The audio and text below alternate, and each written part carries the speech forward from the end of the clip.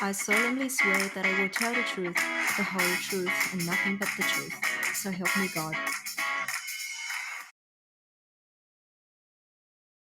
Yeah, good morning, everybody. Ron here from The Truth About Addiction.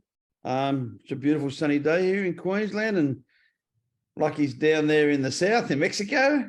And that's what we used to call the. I'm a Victorian, so they used to call me in Mexico. First came up to Sydney and then to Queensland. But look, Lucky Rich, one of the nicest people you'll ever meet in the Guinness Book of Records, most tattooed man in the world. I known him for 28 years, 29 years or something now. It goes back. I was getting tattooed at a mate of mine's tattoo studio in the Gold Coast, and they came down. There was this young bloke fucking on one wheel cycle, and fucking chainsaws and knives and shit. And I'm like, what the fuck? And I'm looking at him, and he come down. He had a bit of work on him and that, and he goes, "Fuck, man, you got some work done."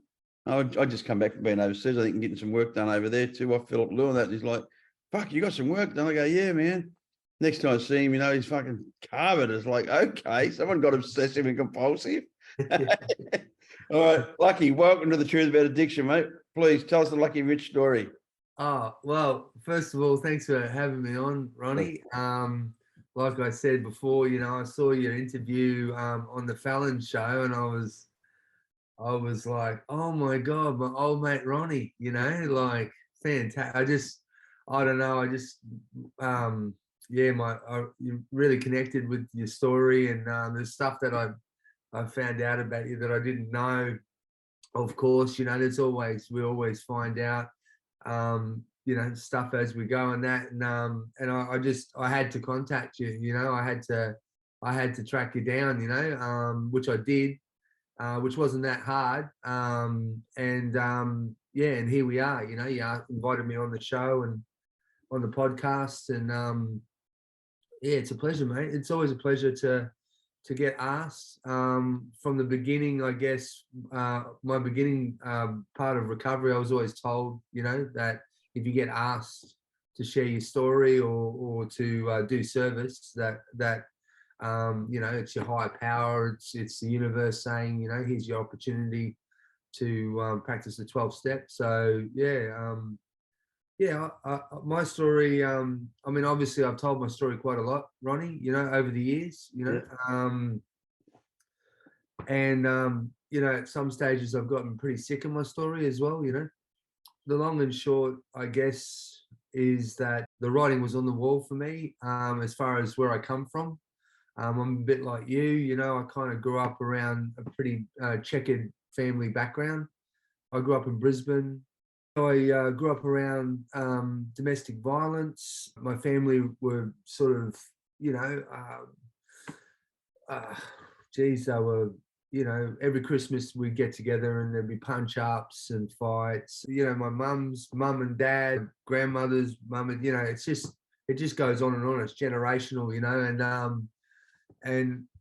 so the writing was on the wall for me. And unfortunately, I was in a school in West End and East Brisbane where a community circus group came to my school, and they taught us basic circus skills. And I just went to it like a duck to water, and it was just one of the best things ever, because at first I was into art, So my way of escapism was to sort of,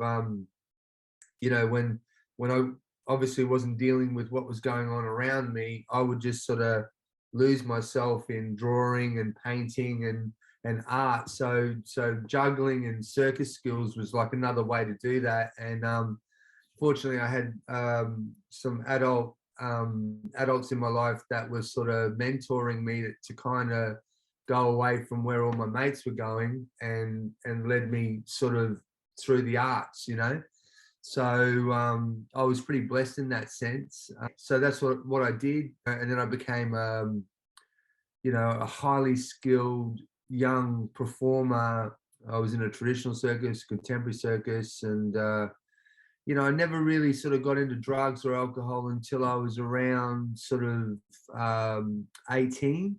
I was one of those kids that was a bit I was a bit afraid to sort of try things out until I was like the legal age, you know. I don't know why, I don't know where I got that from, but anyway, as soon as I started drinking, I was just like, oh, this is the best thing ever. This is it, you know. So yeah, I started traveling around the world when I was 18, around Australia when I was 16 with Ashton Circus. And yeah, I you know, ended up, you know, getting on the drink, smoking pot, trying a bit of speed. Yeah, and I guess what happened was, for me, the performing, it gave me a sense of acceptance. Like people really, you know, told me everything I wanted to hear. They, you know, they wanted to be around me. Well, for majority of the time until it got late, until the 24-hour bottle shops opened up, and and I was the only one like at the party. But my self-esteem, my self-worth, I got that from people showing me love through my being a performer, being an entertainer, being somebody, you know. So, and literally sort of just paying for everybody to sort of have fun, you know, and you know, oh, you know, you want to drink, you want to, you know. So to be, you know, like that. And I traveled around the world doing that for a long time. And then I think I sort of got to about 28. It's an absolute miracle that no offense to anyone that has been arrested, but it was an absolute miracle that I've never been arrested. You know, I don't have a criminal record, even though I have actually done a lot of crime throughout my life, in various ways, and associates that I've hung out with. Yeah, so I sort of got to around 28, and I was starting to think about taking my life. And you know, I was performing down at Circular Quay. You know, I was this one time I thought, oh, I'll start getting on the steroids, you know, and I started taking steroids and not training.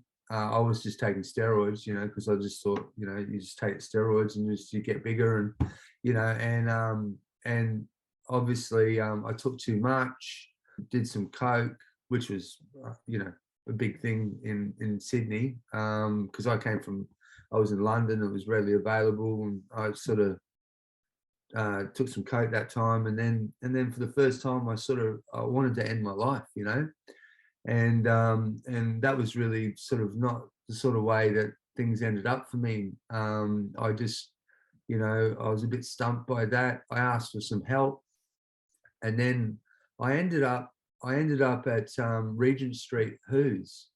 I walked in, and when I walked in, what had happened was pretty spiritual for me, because I walked in and everyone was like, you know, Lucky, you know, and I was like, oh Jesus, who's, you know, and I pretty much knew most of the people there, you know, and they were like, what are you doing here? And I was like, oh, I sort of, you know, I need help, you know, and it was the first time I actually said that I needed help, you know, and I'm a pretty stubborn person, pretty strong-minded, pretty headstrong, you know. Yeah, I said I needed help, and they just said, yeah, sure, well, there's a bed here if you want it, you know, and then that was it. And so from that point, that sort of was like the main part of the start of my recovery, really. And I started doing lots of meetings. I was doing meetings sporadically before I ended up at the rehab, but I wasn't serious, you know. I was definitely one small toe in and the rest of my body out, you know. You know, people would be like, oh, come to the second half, come for a coffee, and I'd be like, oh, you know, and just I'd be, see you later. And you know, but I loved it, because for me, you know, when I turned up at meetings, you know, there was these like these badass like crim types, you know, with tats and stuff. And I mean, you were one of them, Ronnie, I've got to admit, you know. And I was just like, oh, this is just like the tattoo shops, you know, like it's just like, you know, because that for me, that's what really attracted me to the tattoo shops. My first tattoo was in King's Cross, you know. I was with Ashton Circus. I went up there. The boys knew I was a virgin, you know. They were like, "Come on, mate, you know, we'll take you to a tattoo shop, get a tattoo." And I walked in, and the guy's like, "What do you want?" You know, and I'm like, "Oh, I don't know." And I was just like freaking out, and he's like, "Oh, what are you into?" And I'm like, "I'm a juggler." And he goes, "Oh, well, let's do one of those little, you know, juggling pins or whatever." So I got this little juggling pin on my hip, you know, because I didn't know where to get it. I thought I'll put it there because, you know, I didn't want my mum to know I had it, you know.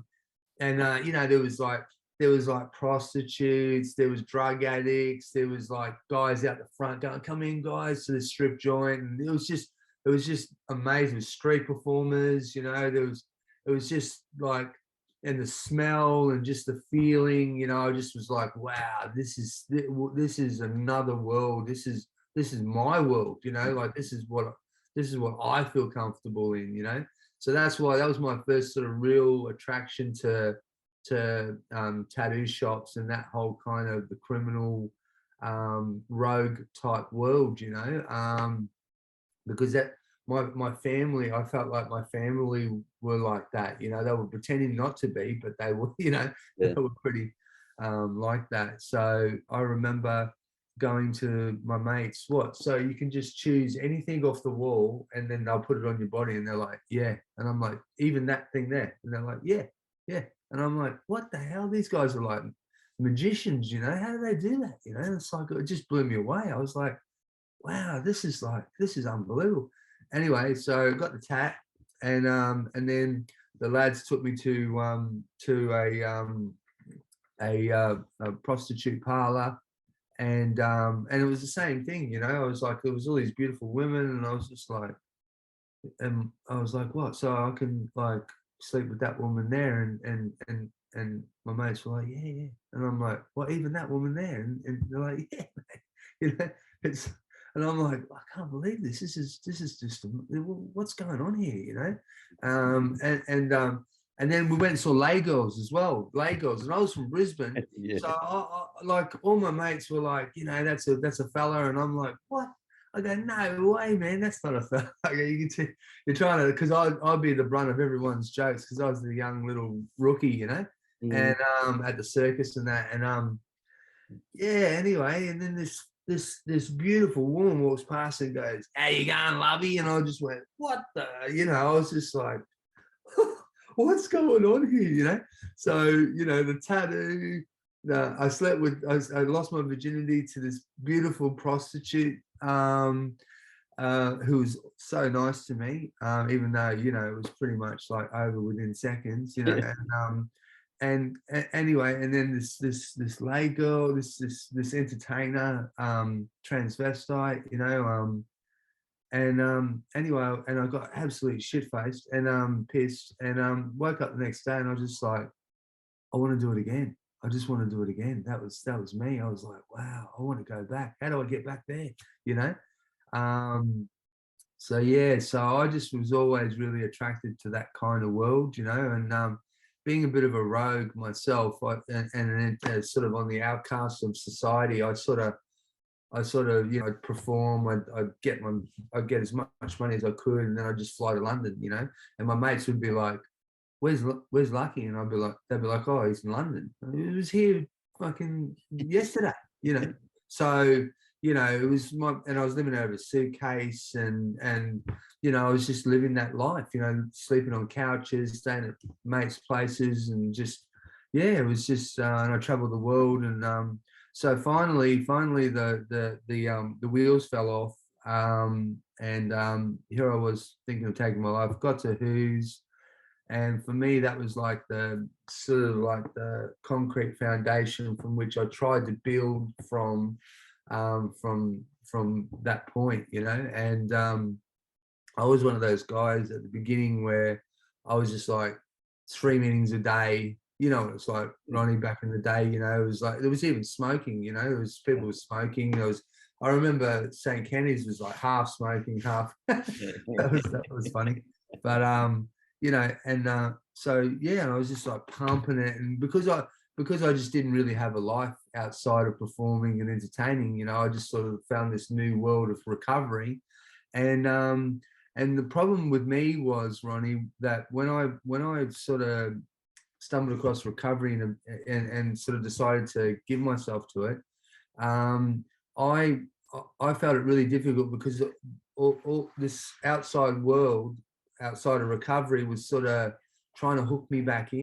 And it was very attractive and it was very enticing. It was very addictive because my identity and my you know, everything was sort of attached to it. It was like the ego.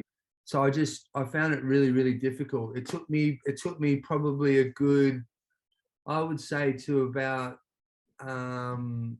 6 years ago to fully go, okay, I'm 100% in recovery and I'm definitely not allowing that part of my life to take me away from it, you know. So, you know, and the weird thing was I was speaking to my sponsor at the time, and he was saying to me, I was like, oh, I just struggle, man. I just struggle, you know, like to give myself 100% to recovery. I just struggle giving myself 100%, you know. And he just laughs, and I'm like, what are you laughing at? And he just said, mate, look at you. You are 100%. You're the most tattooed person in the world. You're 100%. There's no one else on the planet that's 100%. You're it, you know. And I was just like, what? And it just hit me that here I was selling myself this lie, you know. And I just thought, wow, you know, actually, yeah, I can do this. This is that. So for me, you know, this, like, a lot of people don't know this, and this is the first time I really shared this, is that my physical appearance, my tattoos are a representation of my commitment to recovery and to what I choose to do to be well. So if ever I doubt myself, if ever I think about, oh, you know, maybe I can, maybe I can't, or I'm like, you know, 80% in, 20% out, I just look at myself in the mirror and I go, nah, mate, nah, you're in, you know, this is it, you know. So, and I kind of brought that from my childhood, you know, because it was always pack your stuff, son, you know, we're going, we're off, we're you know, we're moving. You're going to a new school, you know, you got to get new mates, you got to, you know. So it was always, I was never entirely in something, and I felt 100%, you know. So it was just something that I carried throughout my childhood up into my adult life, and yeah, and it's just been a real process where finally this recovery, like, I'm coming up to 6 years clean on the 2nd of May, and it's the longest clean time I've ever had in the whole time I've been trying to get clean. And since I landed at Who's for that first time and started doing meetings in Melbourne, and then came up to Sydney, and, you know, so yeah, it's just been a slow journey for me. And I won't say I'm a slow learner. I think I'm just a slow doer, because, like, it's sort of like stuff that I sort of knew. I mean, I knew, I was told, but I just didn't really, you know, I guess I had a lot of fear. I had a lot of fear that kind of held me back, and you know, just didn't either think that I was worthy of a complete package, the complete gift that's been given to us in recovery. Yeah, so, you know, but at the same time, you know, like, most of the people that I had in my life that were in recovery, they just, you know, they were really tolerant, they were really patient, they were really understanding of me, and they were just like, oh, that's just lucky, you know, that's just lucky, you know. Fortunately, you know, as everyone knows, when you stay around long enough, there's people that just won't leave you alone, and they just seem to stick, and you know, through thick and thin. And you know, I've got most of the people that I've got in my life today that ring me up without any agenda, without any wanting anything from me.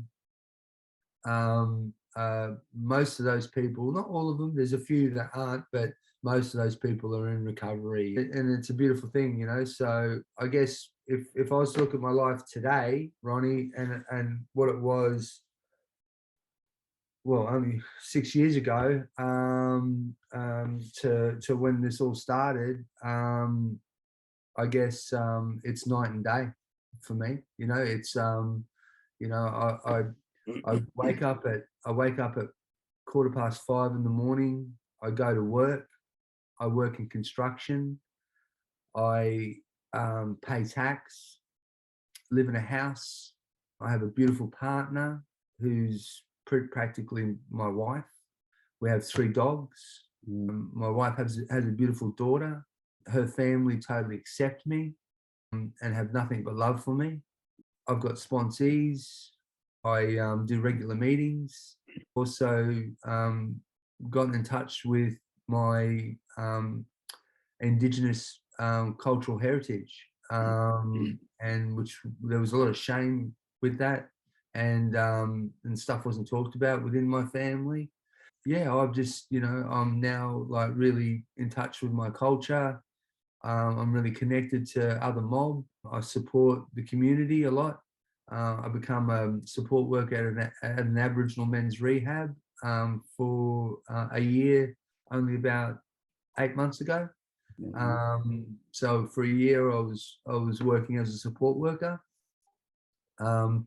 I left that job to get into construction just to pay some bills and stuff. And plus, working in public health has a sort of a expiry date to a point, you know. So I just sort of, I could feel myself, you know, thinking, okay, well, I don't want to. If I'm not going to give my entire self to this, I need to have a break from it at least. And yeah, Galliamble is an Aboriginal men's rehab in St Kilda. And my boss basically said to me, if you ever want a job there again, just call him up and you can start work the following day. So for me, that was unheard of, that anyone would say that to me. You know, it was, before that, it was just, you can't wait for you to leave, you know. I would make it that way so that I could. Yeah, so basically I've gotten to a stage now where whatever's being presented to me by the universe, I just accept it wholeheartedly. I practice Metta Bhavana meditation, which is the art of cultivating love and kindness. Yeah. Because I had a bit of a closed heart, Ronnie, and you know, it was open to a point, but then it was just this block, and I thought, well, if I'm gonna learn how to connect with my heart and open my heart more, then I need to find a tool to be able to do that. So fortunately, you know, I do that a lot. I practice that meditation. It's very similar to recovery. It's very similar to certain things within the steps of Narcotics Anonymous. So I've got you know, an array of things that I apply to my life daily, and you know, I've got fellas in construction that have, you know, got problems with certain kids, you know, their kids and stuff like that, and they go, oh, you know, what do you do, Lucky, you know, and da da da, and I'm like, you know, give them my number and stuff like that. So, you know, there's always opportunities wherever I go to support and help and be of service. And yeah, look, my life's the best it's ever been right now.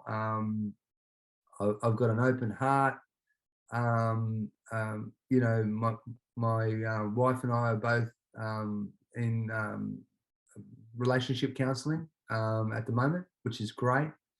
We had our first session yesterday, and you know, it's really cool, you know, to be able to sort of be really open to that sort of stuff, you know.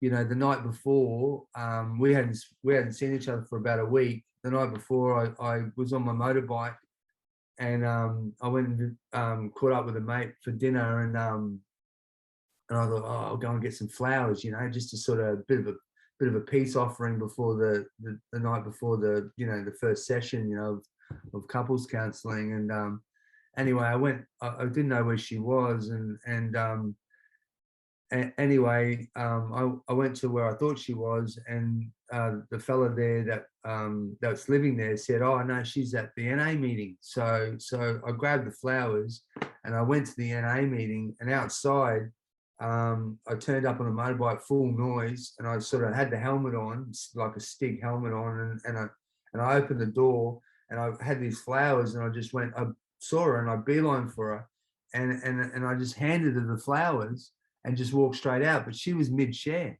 She was fully sharing. So it was like everyone just went, "What the hell just happened there?" So it was the best thing. I walked out, and I was just like, wow, man, like I talk about perfect timing, and then she rang me afterwards and said, "Oh, how did you know I was there?" And I said, "Oh, don't worry, I contacts, I know what's going on today." And yeah, so no, I'm just trying.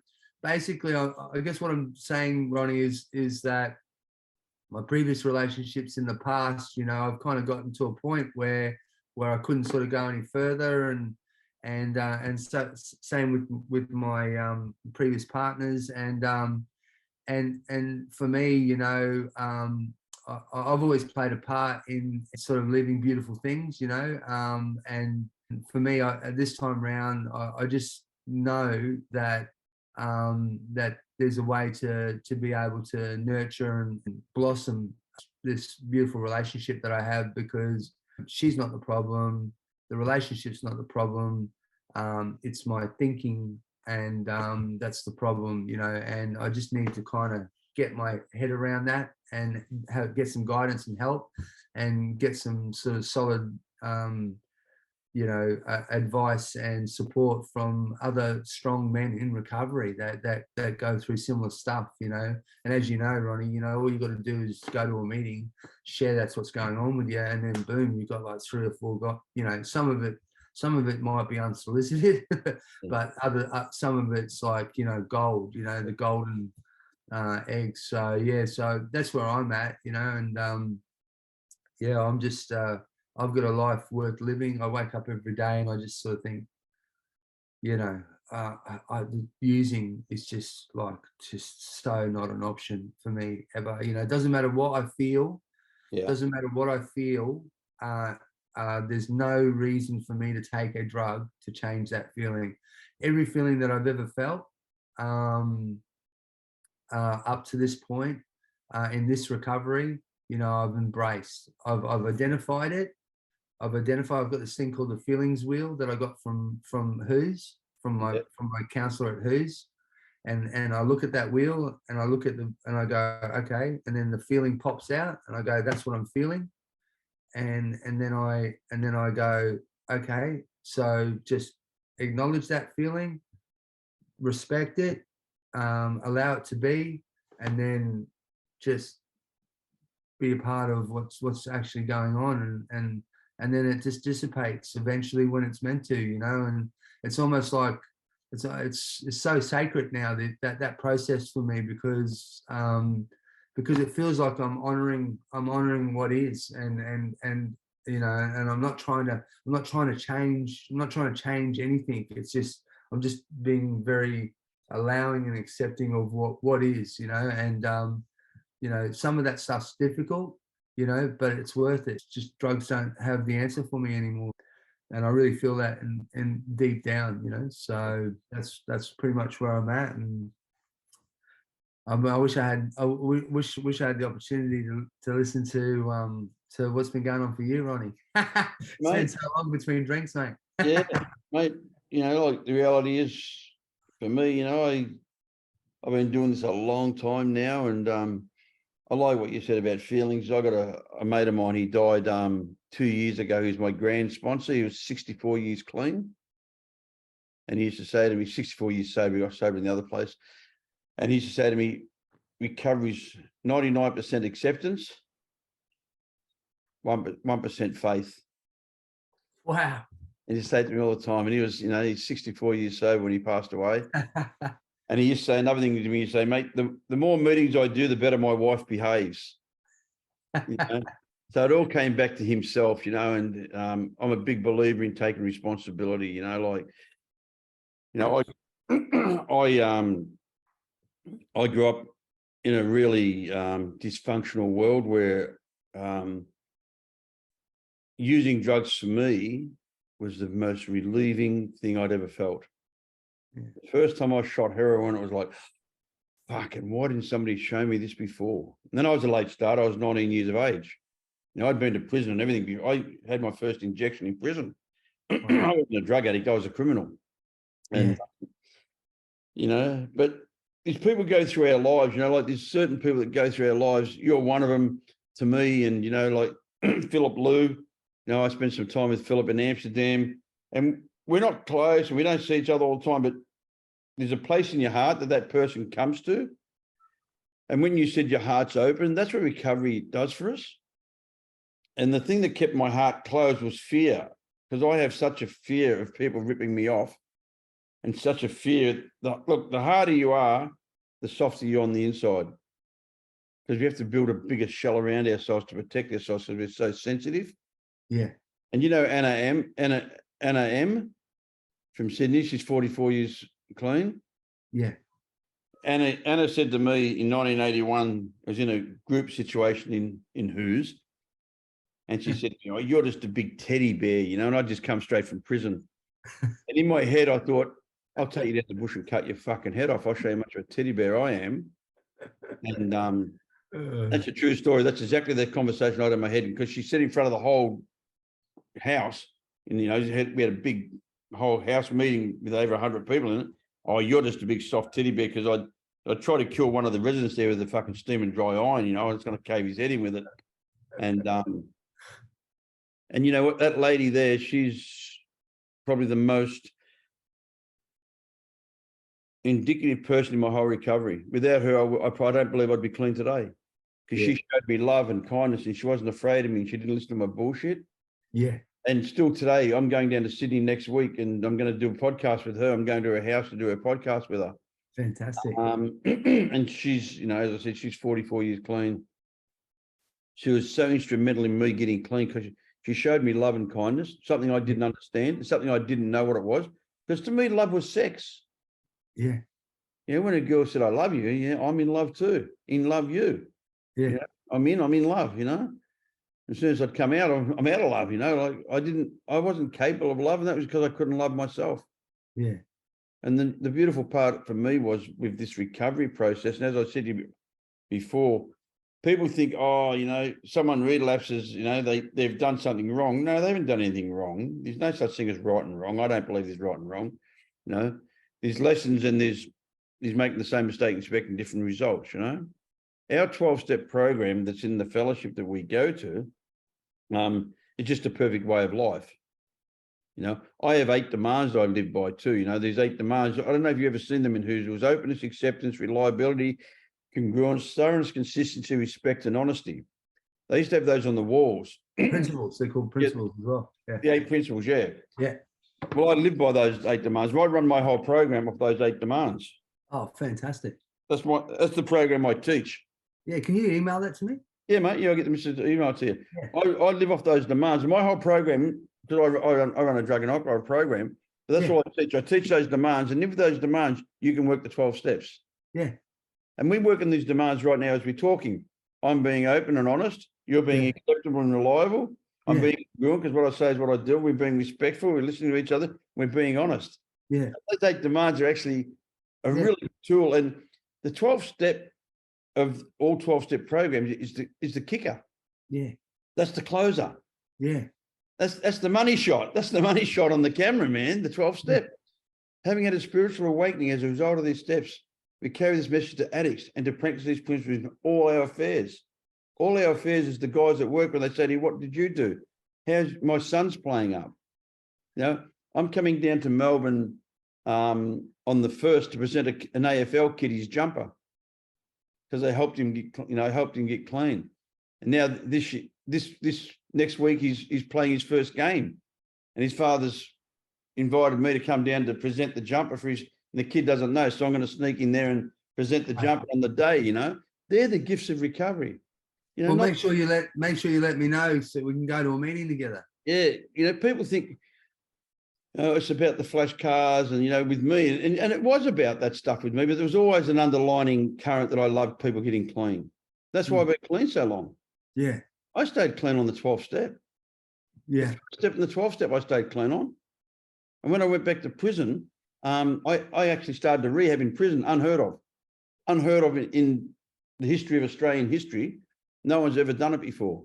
Yeah, I came that close to getting a convention. Only we changed general managers. Otherwise, we were going to have a convention. We had a clearance for 50 people to come from outside into a prison and have an NA convention. It was fucking out of control.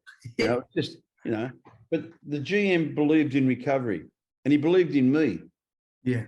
I've got an email. It's on my website where he wrote an email, and at the end of it, he says, anybody in recovery can put their lives in Ron's hands and they'll be very safe.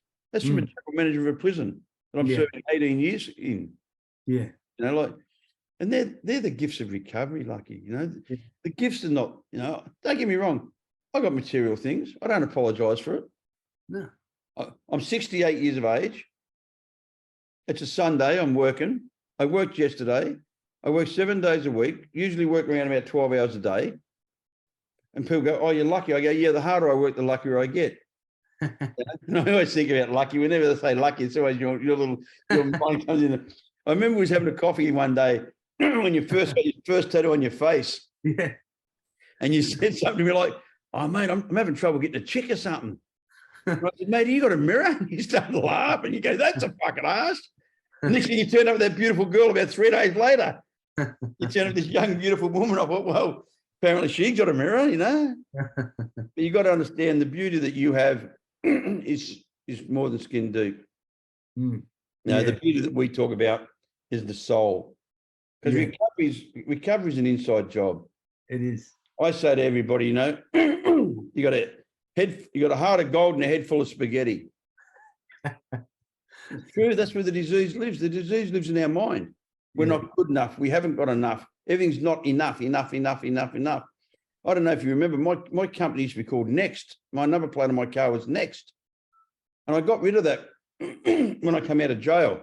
And I wish I could have got the plate enough because I've got enough. Instead, I got the plate denial because that's the next best thing to enough, you know, denial. But, you know, mate, this journey that we've been on for a long time now, you know, because, you know, you're saying, oh, yeah, I'm 6 years clean. But when you first ever walked into that door of Who's a long time ago, the seed was planted. Yeah. And it was just a matter of time that you had to nurture it, take away the weeds. And we have to unlearn. We never had a problem with learning. We're smart. Yeah. Survived this long, you know. I remember, you know, mate, you've done some fucking pretty amazing things. When you really get down and you're being very humble, some of the people you've entertained for, I'm doing a New Year's Eve gig one day on a boat somewhere, you know? Yeah. And it's pretty amazing stuff. Some of the stuff you've done, and you're being very humble about it. But you're talking about a street kid really that fucking ran away from home and joined the circus. Well, ran away from the circus. Yeah, the circus joined another circus. Yeah. You know what I mean? Like, you know, and I'm a street kid from Fitzroy who shouldn't be alive. Yeah. I went to H Division a few months ago. We got technically. Yeah, no, you said, I didn't go to H Division, but No. But there was 39 photos on the wall. Yeah. Of guys that I'd sort of grown up with that era. And there's only 3 of them alive. Yeah. And I'm looking at all the photos, and that was you could have put 300 photos up there, and there probably still would have only been 3 alive. Hey, you know how you were talking about being called a soft teddy bear, right? Yeah. Last time I went to Who's, right? So basically, that was the last place I wanted to go, right? So I was in a Kennard storage unit. I just got kicked out of Flagstaff, which was a homeless crisis men's shelter, right? So literally, you can't you couldn't get any further down if you tried, you know. you're getting kicked out of a homeless crisis men's shelter, right? So and it was because I used, and basically I went to this Kennard storage unit, and I thought it was 24 hours, seven days a week, and I thought, this is it, I've made it now. Look, I've got my own space. I'm coming here. I can, I've got all my worldly possessions. It's, they're all here, and I can use. And anyway, I was fucking. I had suicidal thoughts, and then I don't know what happened, but my phone, normally I wouldn't get like a signal, and then all of a sudden I hear this ping, right? And it was Henry E, right? Yeah. And basically it was like, how you going? And this is like I don't even know what time it was. It was like random o'clock. Anyway, and then I'm like, I sent a message back saying, yeah, I'm good. And then he goes, no, how you going? And I just went, he knows, he knows. So then I just went, I'm fucked, mate. I'm absolutely fucked. Within 24 hours, I had a spot, Wayne Hennessy. He fucking hooked me up with a bed. Said, if you can get here on Monday, this was on a I think on a Thursday. If you can get here on a Monday, you got a bed, you're in, right? So literally what happened was I got paid on I think it was on the Friday, and if I didn't buy the ticket, that was it. My opportunity was gone. There was no way that the stars weren't going to align like that ever. Like, I believe that was it. This is it, make or break. You're making a decision, Lucky. You're either gonna go for it or not. And then the last place I wanted to go was back to the place where it all started for me, Yeah. But it was the best place for me to go. Isn't that funny? The last place you want to go is the best place for you to go, Yeah. So literally, I paid for the ticket. I flew up. Henry picked me up. He fucking drew me a map. We went to meetings all weekend. He drew me a map, booked me an Uber. I've still got that map, and that map was drawn with a Mont Blanc pen because Henry's a bit of a stylish character. And I turned up, and from the moment I stepped foot on that door, it was just like, oh, I've made it. That's it. The fight's over. The fight is over. That's it. I couldn't believe that after all of that, I lost my mind. I was on meth for like 6 months. I'd lost my mind, big time. And I had another opportunity to get my life back. But the reason why I brought that up was that I spent the first 2 to 3 months looking at everybody else, and the awareness box, right? Well, I was writing awarenesses on everybody else. And previously, in my first Who's visit, when I was 27, I got banned from that box, right? I was banned from it because I was just snipering everybody, right? Anyway, so sure enough, I did it again. I couldn't believe it. And then Super Bruce, he banned me from the box. And then the next day that I was banned from the box, I was showing someone the ropes in the office, and I said to the fellow, I said, oh, look, you go through the book, and if they haven't signed back in, you just highlight them, and then you write an awareness for them, and then that's it. You just go through the book. Anyway, so I literally wrote the awarenesses, and I said, but look, I can't sign them. You need to sign them because I'm not meant to do the awarenesses, right? So he goes, oh, okay. So he signs them. They go in, and then the next morning I turn up, and Bruce says to me, he goes, Lucky, come in. And I go, what? And he goes, what are these? And I go, awarenesses. And he goes, yeah. So aren't you banned from writing awarenesses? And I said, no. I wrote them, but he signed them. He said, well, so what? You get someone else to, sign off your checks and you cash, like, is that how it works? And I'm like, what? and I still didn't get it, right? So I'm like thinking to myself, what the hell? So I'd stitched myself up. I couldn't believe it. Then all of a sudden, boom, group. They called a group. Everyone's in. Lucky can't respond. I'm sitting there. It goes around. Each person says what they think, you know, da da da.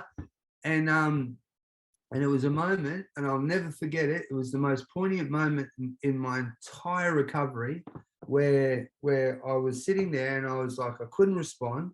And I was sitting there and I was like, I want to run, but I can't because I've been doing that my whole life anyway. So where am I going to run to? I want to hide, but I can't because, you know, I'm completely blue and I'm sitting on a chair in front of, you know, 35 other men. This is it, mate. You have to take this on the chin, mate. Yeah, you literally have to. It doesn't matter what you're feeling right now. You have to listen to what they have to say, and that's it. And each man that spoke, even the ones that were like my nemesises that were just, you know, they were attacking me, I was attacking them through the awareness box. Each one of them basically said the essence of what they were saying was that they love me and they wanted me to receive the help that Who's was giving. And then I just had this moment of clarity where I went, this has been happening the whole time I've been in NA, and I just have not been fully accepting it. It's like, when are you going to accept this, Lucky? When are you actually going to accept what's been given to you? You know, entirely, not just a little bit or cherry pick what you want, entirely, you know. And then from that point, from that meeting, from that moment, from that feeling and the clarity, I just went, that's it. That's what I've got to do. From now on, I've literally got to just totally accept what your sponsor was saying, your granddad's sponsor was saying, that yeah, I just need to just get out the way, you know. And it was a beautiful experience. It was like, I mean, you know, who goes to rehab to pretend to be well, Ronnie? You know, like that. I mean, like that's what I was doing. I was pretending to be well. I was hiding in the system because I knew how it worked, and I was pretending to be well. I was pretending, you know, I wasn't a staff member. I was like a client. I'm a sick motherfucker telling you how sick you are. So you just can't say how sick I am because you're already sicker. Yeah, I stitched myself up. So that awareness box, I'm like so grateful for that awareness box, because that is the ultimate stitch up anyone like me will ever experience. You know, it's like, and you don't have to do a thing. All you have to do is just be yourself, and you'll stitch yourself up, and you'll be presented with that opportunity once again. You know, so it was whoever came up with that was a genius. You know, Goes back a long way. Yeah, we had them in 1981, but they were a lot rougher then. Oh, for sure. They used to yell at each other. Yeah, that's right. And you weren't allowed to respond. You just had to stand there and they yelled at you. But that's what your acceptance. Yeah. In the old days, it's like a teddy bear, Ronnie. You know, it's unreal. You cannot return serve. You've got to shut up and listen to what they're saying. And then sometimes you could say to me, Ron, you're a fucking dickhead. You're leaving shit on the table, and it's really selfish. And I wasn't allowed to answer you for 12 hours. Yeah. After 12 hours, the emotions were gone. And come and go, no, you're right, mate. That was selfish. First, I'd be like, fuck you. Fucking pick it up yourself, you lazy cunt. What's wrong? It's up. You know what I mean? But yeah, they taught us a lot. They taught me how to live. They really did, you know. Hey, there was a moment that I'll never forget, right? I was at St. Kenny's, right? And there's a reason why I remember this moment, and it involved you, Ronnie, where basically I was at St. Kenny's, and I was in the meeting, and it was like, I think it was like half smoking, half not. And anyway, all of a sudden this thing kicked off, and you'd come in, grabbed this fella, and like fucking gave him a fucking serve, and then took off. And then everyone was like, oh, Ronnie this, Ronnie that, da da da, you know. And then this one fella that knew ya, right, got up and he goes, let me just say something from the floor here. I know Ronnie, And if that was Ronnie 5 years ago or 10 years ago, whatever he said that fella wouldn't be going to the hospital, right? And then I just went, wow, fucking hell, yeah. You just never know. Because that, for me, that was like a magic moment that I'll never forget, right? Especially because it involved you. But it was like, wow, you just never know what's actually going on for somebody. You never know what their wellness is. What that for you, that was the best you could have done in that moment. You know what I mean? And I never forget that. You know, Well, I was like, really, wow, that really taught me a lot. You know, it's really funny. You know, like I was a drug smuggler and all that stuff, even in recovery, but I was still very protective of NA. Yeah, I was so protective because I had nowhere else to go. This is what people don't understand. They go, why were you so protective of NA? Why did you beat people up who were selling drugs to people in the rooms? Yeah. I said, because this is the last stop for me. Yeah. I got nowhere else to go. This is my family. Yeah. It's the family that I chose, not the family that I was given. No. And I was like the father. Yeah. Now, I'd been around a long time. I was like, this is my home. And I'm not going to let someone come and shit in my house. No. So if you're coming to my house to predator on the newcomer, or you're coming in to fucking sell drugs in our house, I'm going to tell you to get the fuck out of our house.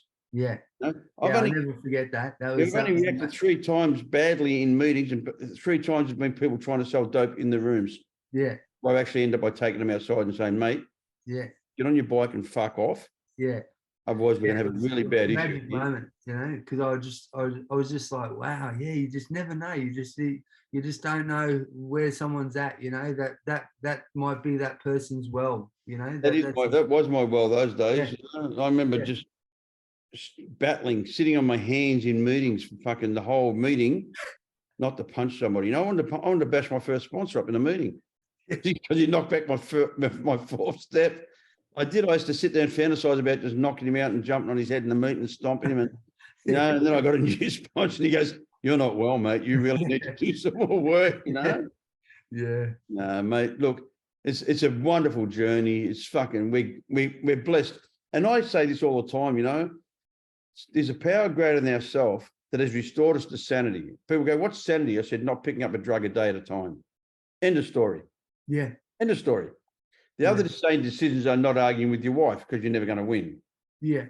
Another sane decision is not driving at 100 mile an hour in the 30 zone. That's a sane decision. Simple things.